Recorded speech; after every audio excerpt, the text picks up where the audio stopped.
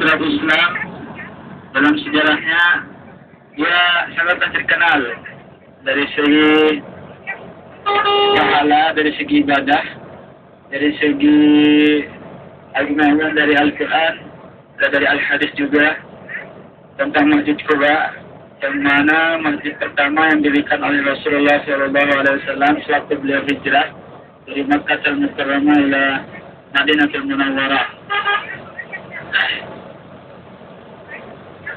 Nah, dalam sejarahnya Masjid Quba ini sewaktu Rasulullah SAW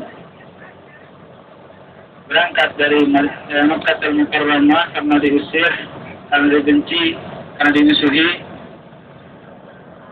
berangkatlah Rasulullah SAW dari Makkah al-Mukarramah dengan 2 rombongan dan 1 rombongan oleh para sahabat dan keluarga bekalannya, lalu disusul oleh Rasulullah SAW bersama Abu Bakar dan salah seorang sahabat lagi. Lalu Sayyidina Ali yang paling terakhir hijrah, dia berjalan sendiri. Nah, di saat Rasulullah SAW dalam perjalanan hijrah dari Mekah menuju Madinah, beliau berhenti di salah satu rumah penduduk yang bernama Kalsum ibnu Al-Hidam, salah seorang dari keturunan Bani Amr ibnu Aus ibnu Malik ibnu Al-Aus. Lalu sesampainya beliau di sana, dengan izin Allah, Nabi mengikatkan tali untanya di sana. Kemudian membangun Masjid Quba, yaitu masjid pertama yang dibangun oleh Nabi Sallallahu Alaihi Wasallam dan para sahabatnya di wilayah Madinatul Munawwarah. Nah, lalu di sana turun salah satu ayat dalam surat Al-Taubah, ayat 108 yang berbunyi, La masjidun ussisa 'ala at-taqwa min awwal yawmin ahaqqu an taquma fihi rijalun yuhibbuna an yatatahharu wallahu yuhibbul mutahhirin. Artinya, sesungguhnya masjid yang didirikan atas dasar takwa sejak hari pertama, tiada lebih patut kamu bersembahyang di dalamnya, yang mana di dalamnya ada orang-orang yang ingin membersihkan diri, dan Allah amat menyukai orang-orang yang bersih. Allah yuhibbul mutahhirin.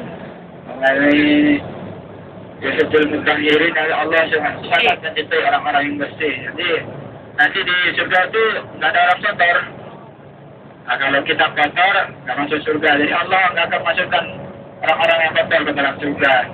Dari segi hati, mungkin yang kotor hati, hendaklah dicuci hatinya dengan banyak istighfar, banyak zikir, banyak taubat kepada Allah, banyak ampun kepada manusia-manusia, kepada para saudara, kepada teman yang mungkin pernah disakiti. Nah, samping kanan kita melihat ke kuburan Baqi.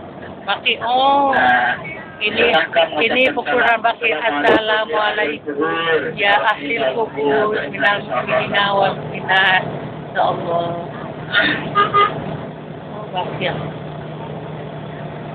Ya, itu. Dan cuma ini yang ini termasuk salah satu perluasan. Ya, sebelumnya itu tidak terlalu luas seperti ini. Jadi ya dia dapat perluasan juga. Seperti kuburan lain juga perluasan.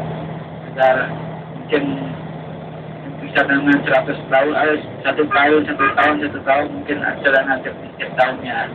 Jadi oleh Raja Malik Abdul Aziz diperluas lah ya.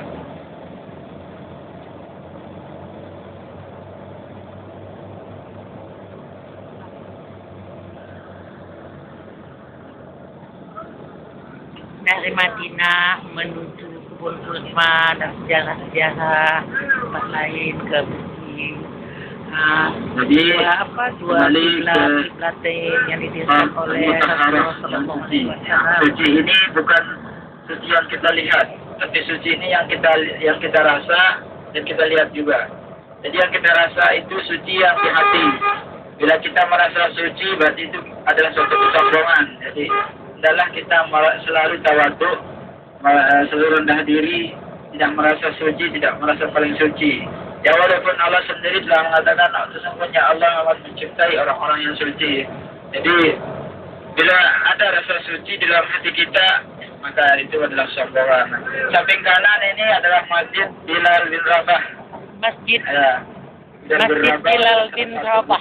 Pada zaman Kafir Quraisy, yang mana dia adalah salah satu budak yang paling kuat imannya, yang paling teguh, yang paling amat mencintai Allah dan Rasulnya, yang paling pertama menegakkan agama tauhid di kalangan budak.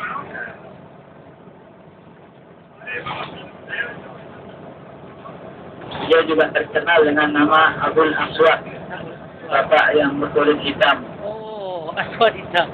Dia adalah salah satu muadzin pertama di negeri Madinah, lalu dilanjutkan ke Mekah. Dia adalah salah seorang yang sangat lantang suaranya, sangat bagus suaranya. Jadi jika para sahabat mendengar suara azan beliau, pada bergetar hati, menangis. Masya Allah, semakin bagus suaranya. Dia terkenal dengan suara yang amat merdu. Jadi dijuluki Abul Aswad, Bapak hitam. bapak yang berkulit hitam. Nah, itu Bilal bin Rabah. Nah, bisa kita ambil contoh juga. Walaupun kita kulitnya putih, bersih, cantik, ganteng, gagah. Nah, coba kita kembali ke belakang. Kita tengok pakai spion kaca mungkin sepatu kita yang dulu. Kita lihat sejarah dulu. Yang mana Abul Aswad, beliau seorang bapak yang berkulit hitam, seorang budak. Namun Masya Allah, dia terkenal dengan seorang budak yang berhati bersih. Namun beliau tidak pernah mengatakan dirinya suci, tidak pernah mengatakan dirinya bersih. Namun Masya Allah, Rasulullah, para sahabat yang menang beliau adalah yang paling santun, yang paling sopan, yang paling bersih, yang paling baik hatinya di kalangan para budak. Masya Allah itu. Sehingga Umar sendiri, nah, ini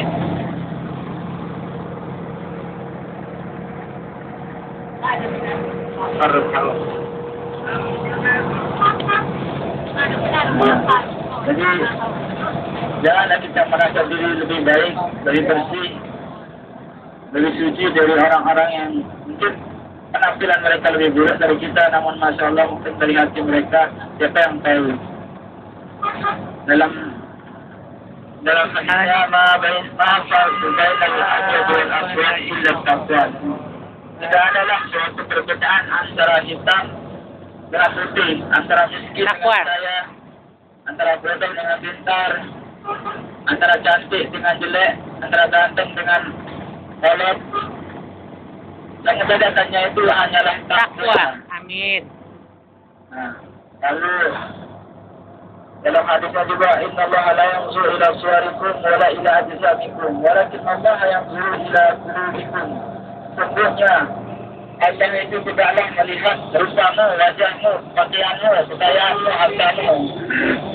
Kalau sesungguhnya itu Allah hanya akan melihat hatimu, bagaimana hatimu. Sudah bersih ke hati kita, sudah baik ke hati kita, sudah suci ke hati kita. Masih mulai lobet.